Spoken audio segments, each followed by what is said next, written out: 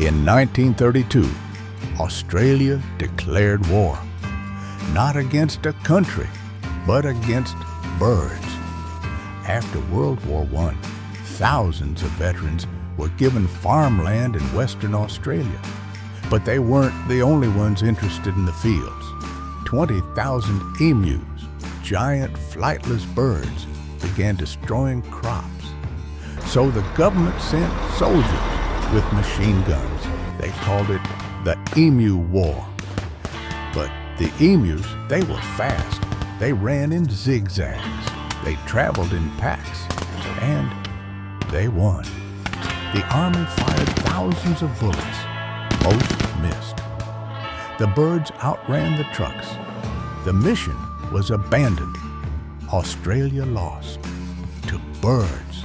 To this day, it's known as the most embarrassing military campaign in Australian history. And no, this is not a joke. It really happened.